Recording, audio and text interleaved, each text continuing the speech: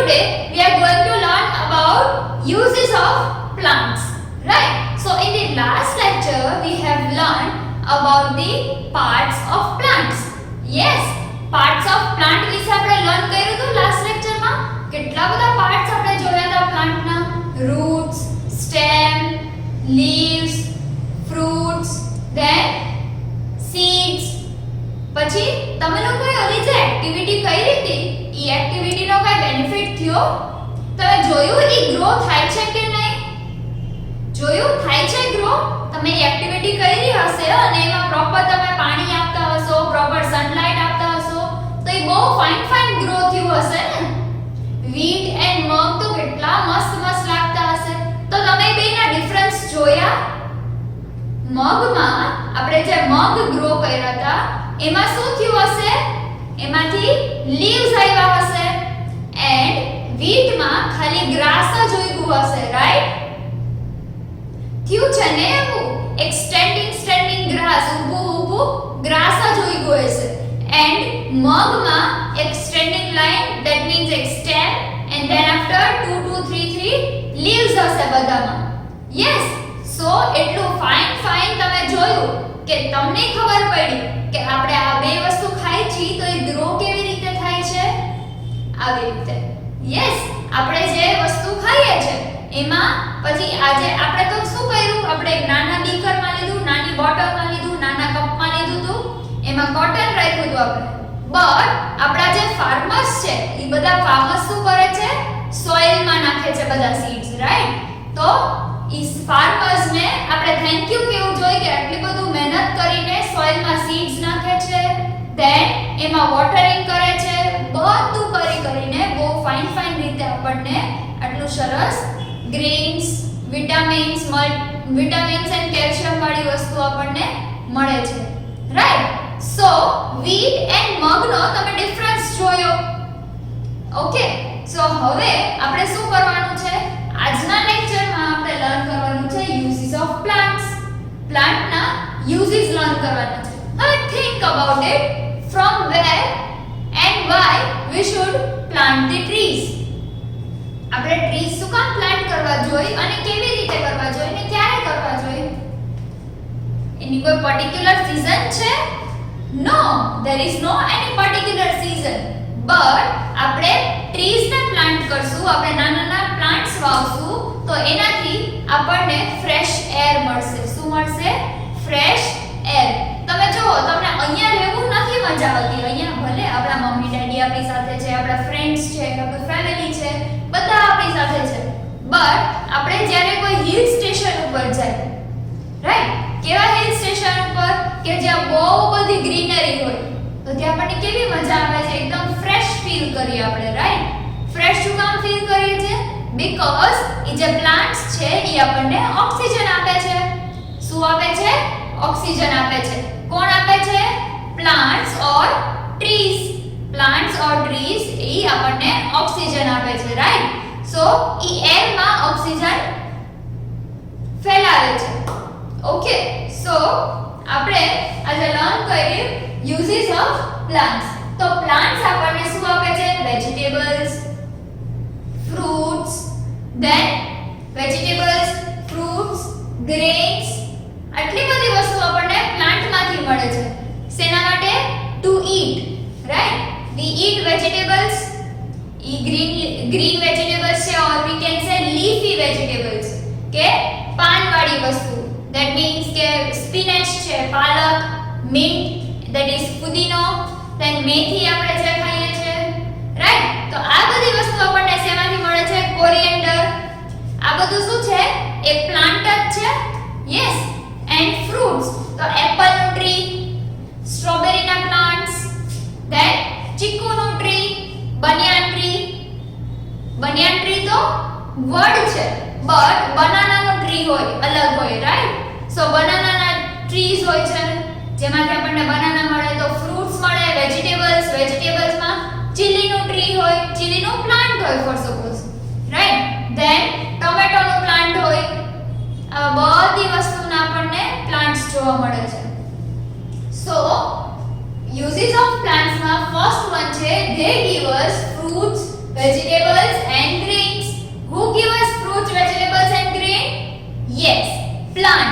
Plants give us vegetable, fruits and grains. Then next one, they give us wood for furniture.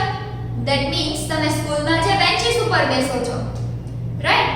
તમે ઘરે table, chair, wooden things હોય, right? આપણા ઘરમાં furniture હોય, આપણું TV નું યુનિટ છે, અમુક વાર ઘણાના ઘરે સોફા હોય, ઈ વુડન સોફા હોય. દેન બેડ હોય આપણો, ઈ વુડ થી બનેલો હોય.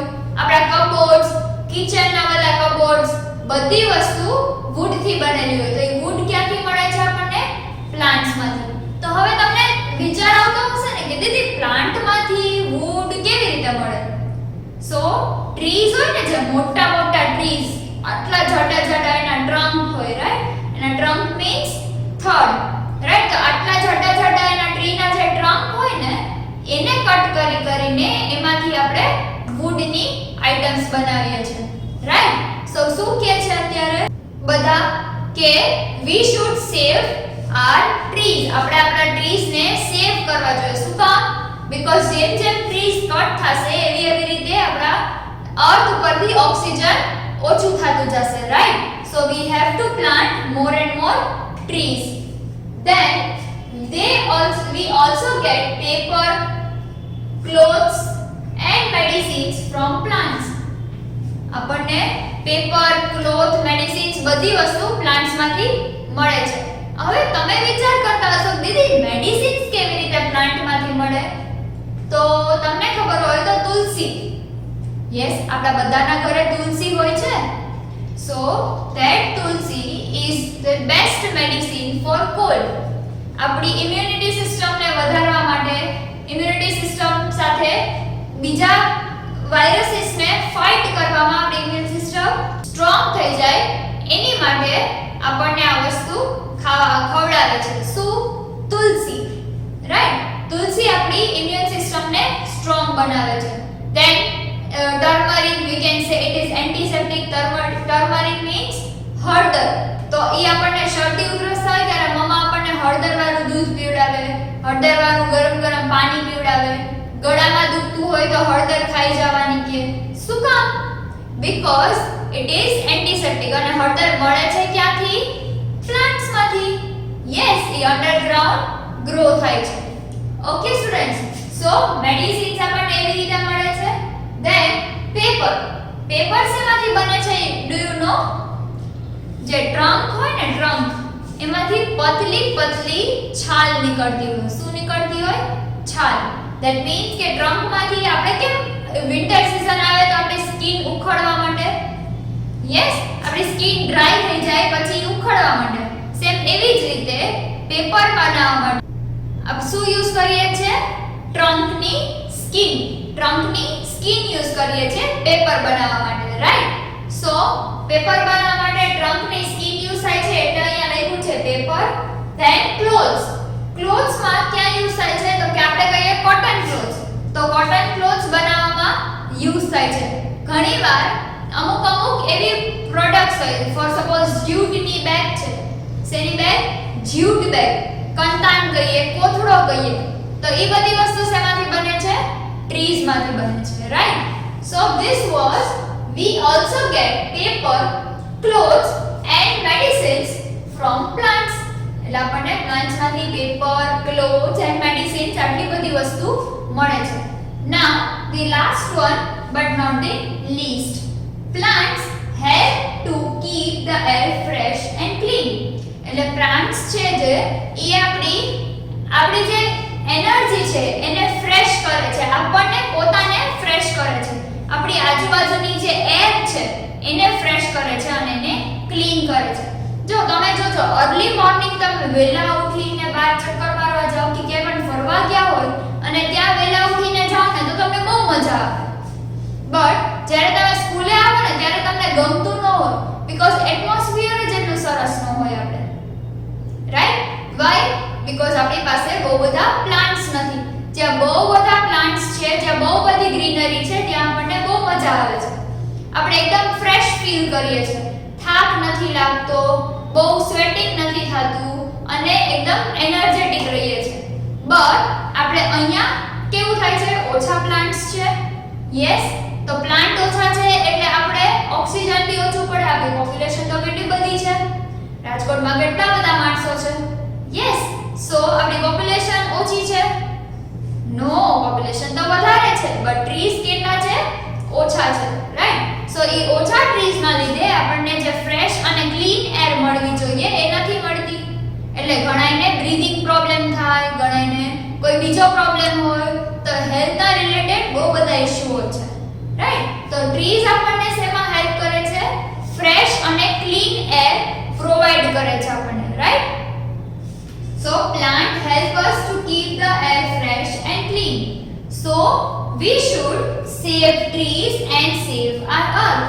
એટલે આપણે કોઈ પણ ટ્રી કટ કરતું હોય, કોઈ પણ વ્યક્તિ ટ્રીને કટ કરતું હોય, તો we have to stop them. આપણે એમને સ્ટોપ કરી દેવાના છે કે no, we are not allowing you to cut the tree. Okay, and in fact આપણે if possible, તમારે જો પોસિબલ હોય ઘરે, તો ઘરની બહાર ધૂળ, રેતી એવું તો કંઈક હોય જ, રાઈટ? માટી ને એવું તો હોય. What you have to do? થોડો નાનો એવો ખાડો ખોદી નાખવાનો છે. નાનો ખાડો ખોદી અને ask your mother or father two gift you a small plant. તમારા મમ્મી ડેડીને કહેવાનું કે મમ્મા ડેડી મને એક પ્લાન્ટ ગિફ્ટ કરી દ્યો, હું એને વાવી દઉં છું. ઓકે, પછી શું કરવાનું છે? ડેઈલી એને પાણી પીવડાવો. ત્યાં કોઈ એનિમલ્સ એને ખાવા આવતા હોય તો એને દૂર કરો. ધીમે ધીમે એ પ્લાન્ટ મોટું થશે. યસ, એ પ્લાન્ટ જેમ જેમ મોટું થતું જશે એવી રીતે તમે બી મોટા થતા જશો. યસ, સો એ તમને બહુ હેલ્પફુલ રહેશે. તમે જેટલા પણ ફ્રેન્ડ્સ છો એ બધા ભેગા થઈને એક પ્લાન્ટ વાવો. ઇફ પોસિબલ તમે ક્યાંય બહાર ગયા હોય તો તમે કોઈ તમારા બીજા ફ્રેન્ડ્સને કહો કે આપણે આવી રીતે પ્લાન્ટ્સ ગ્રો કરવા જોઈએ, તો આપણને સારું રહે.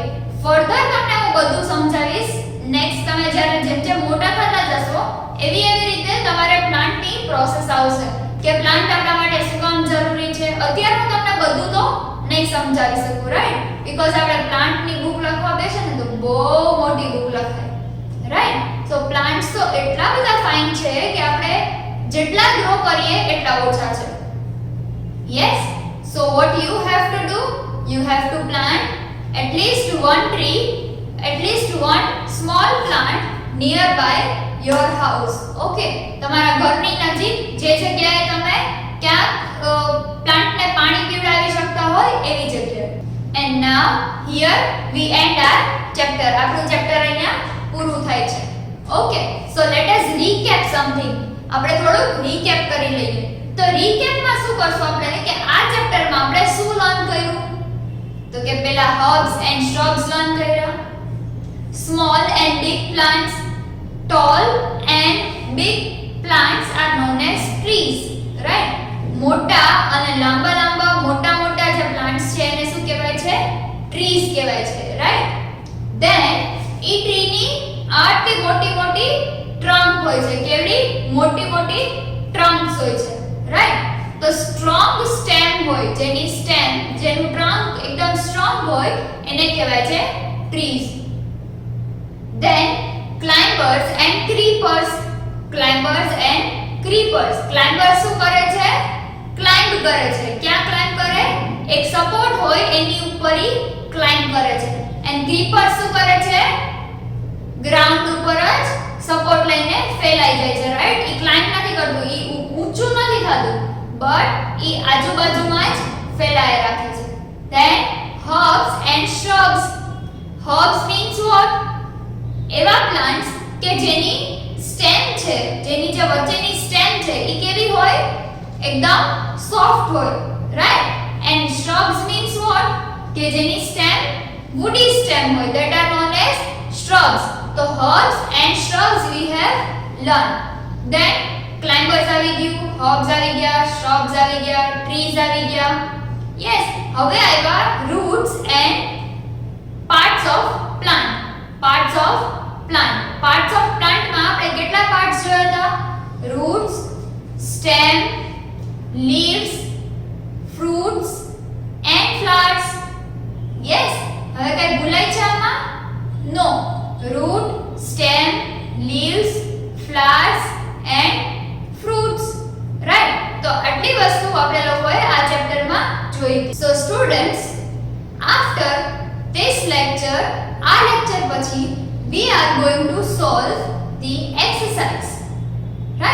આપણે લોકો આ લેક્ચર પછી એક્સરસાઇઝ સોલ્વ કરવાના છે. સો in the next lecture we are going to solve exercise. અને ઈ એક્સરસાઇઝમાં તમારે શું કરવાનું છે? What you have to do in that exercise? જો પહેલા તો તમારી CW બુકમાં તમારે કમ્પ્લીટ રાખવાનું છે. શું કમ્પ્લીટ રાખશો? વોકેબ્યુલરી વર્ડ્સ જે મેં તમને ફર્સ્ટ સેશનમાં કરાવ્યા હતા. Total 37 vocabulary words. Yes, correct spelling, neat and clean handwriting સાથે કમ્પ્લીટ ધી ચેપ્ટર નંબર 7 સુધી આખી ક્લાસ ઓફ બુક કમ્પ્લીટ રાખી ધેન ચેપ્ટર નંબર 8 સ્ટાર્ટ કરજો. ચેપ્ટર નંબર 8 માં તમારે લોકોને તમારી CW માં ન્યૂ પેજ થી સ્ટાર્ટ કરવાનું છે. ફાઇન હેન્ડરાઇટિંગ કે ચેપ્ટર નંબર 8 નું હેડિંગ આપજો. ઈ હેડિંગ કમ્પ્લીટ થાય પછી એક પોસિબલ હોય તો એક પ્લાન્ટ ડ્રો કરજો. જેમ દીદીએ લાસ્ટ લેક્ચરમાં અહીંયા ડ્રો કર્યું હતું ને એવી રીતે તમે એક પ્લાન્ટ તમારી CW બુકમાં ડ્રો કરજો. વોકેબ્યુલરી એન્ડ કીવર્ડ્સ લખાઈ જાય પછી વોકેબ્યુલરી એન્ડ કીવર્ડ્સ લખાઈ જાય પછી ઈ પ્લાન્ટને તમે ડ્રો કરજો. ડ્રો કરીને એને કલર કરવાનું છે. શું કરશો? વોકેબ્યુલરી એન્ડ કીવર્ડ્સ લખાઈ જાય પછી એક પ્લાન્ટને કલર કરવાનો છે એને ડ્રો કરીને, રાઈટ? એને ડ્રો કરીને તમે લોકો જ્યારે કલર કરો ત્યારે એમાં કેટલી વસ્તુ ઇન્ક્લુડ કરવાની છે? દીદી તમને કહી દે. સી તમારે કેટલી વસ્તુ ઇન્ક્લુડ કરવાની? પહેલા CW બુકમાં chapter number 8 with new page, right? Chapter number 8 with new page. then એમાં ફર્સ્ટ ક્વેશ્ચન આવશે vocabulary. સેકન્ડ આવશે keywords. શું આવશે second? keywords, right? then third આવશે picture of plant જે તમારે ડ્રો એન્ડ કલર કરવાનું છે. Draw and color. So picture of plant which you have to draw and color by your own, right? તમારે plant નું picture draw કરવાનું છે, તમારી જાતે ડ્રો કરજો and then after એને તમારે કલર કરવાનું છે, right? Picture of plant you have to draw by yourself and then you have to color it. એમાં પ્લાન્ટ ના પિક્ચરમાં કેટલી વસ્તુ આવી જોઈએ? તો કે first of all stem, roots, then fruits, right? Roots પછી fruits, then flowers, પછી branches and leaves. branches and leaves. So તમારે કેટલી વસ્તુ આમાં ઇન્ક્લુડ કરવાની છે? તો કે stem, roots, then fruits, flowers, branches, leaves and the flower bud. Flower BUD bud. Bud means કડી, ફૂલની કડી. જે દીદીએ તમને ડ્રો કરીને બતાવ્યું હતું ને આવું એક આમ નાનું એવું આમ બૂંદ શેપનું, યસ, એક પાણીના ડ્રોપના શેપનું તમને દીદીએ આવું ડ્રો કરીને કંઈક બતાવ્યું હતું કે જેમાંથી ફ્લાવર ઉગતું હતું. યસ, તો તમારે આટલી વસ્તુ કરવાની છે. શું કરવાનું છે? આટલી વસ્તુ તમારે પ્લાન્ટમાં ડ્રો કરવાની છે. ધેટ મીન્સ પ્લાન્ટના પિક્ચરમાં stem, roots, fruits, flowers, branches, leaves and flower bud. આટલી વસ્તુ તમારે ઇન્ક્લુડ કરવાની છે. પોસિબલ હોય, જો તમને આવડતું હોય તો તમારી ટેક્સ્ટ બુકમાં બી આપેલું છે એવું બી તમે ડ્રો કરી શકો. તમારી રીતે તમારે જો ઇમેજનરી કંઈ પણ ડ્રો કરવું હોય then you can draw that also, right? So આટલી વસ્તુ તમારે કરવાની છે. દીદીએ તમને કીધું હતું કે તમારે એક પ્લાન્ટ બી ગ્રો કરવાનું છે, રાઈટ? સો પ્લાન્ટ ગ્રો કરવાનું, વોકેબ્યુલરી કીવર્ડ્સ પછી એક પ્લાન્ટનું પિક્ચર લગાવવાનું છે. લગાવવાનું મીન્સ ડ્રો કરી અને એને કલર કરવાનું છે. પછી તમે ડ્રોઈંગ બુકમાં ડ્રો કરીને પિક્ચર CW માં પેસ્ટ કરશો તો બી ચાલશે એન્ડ ડાયરેક્ટ CW CW માં ડ્રોઈંગ કરશો તો બી ચાલશે, right. And then after plants ના આટલા પાર્ટ્સ મને ઇન્ડિકેટ થયેલા હોવા જોઈએ. ઈ પાર્ટ્સ માં બધામાં નામ બી લખવાનું છે કે this is the flower bud, this are the branches, this are the leaves, બધી વસ્તુ, right. Okay, so now we are ending our session over here, right? આપણે આપણો સેશન અહીંયા એન્ડ કરીએ છીએ. આપણું ચેપ્ટર અહીંયા કમ્પ્લીટ થાય છે. નેક્સ્ટ લેક્ચરમાં જે તમને એક્સરસાઇઝ સોલ્વ કરાવવાના છે. તો એક્સરસાઇઝ ની પહેલા પ્લાન્ટના પિક્ચર સુધીનું તમારી CW બુકમાં કમ્પ્લીટ હોવું જોઈએ, right? So till then, goodbye and take good care of yourself, students. Don't go outside. If you are going outside, then wear your mask. Keep your hands sanitizing or washing frequently so that you can be stay away from the virus, right? And prepare well so that you cannot face any difficulty at the time of exam, right? Prepare બહુ સારું કરજો, properly fine handwriting માં CW book બનાવજો કે તમને લોકોને read કરવામાં problem ન થાય. Okay students, so till then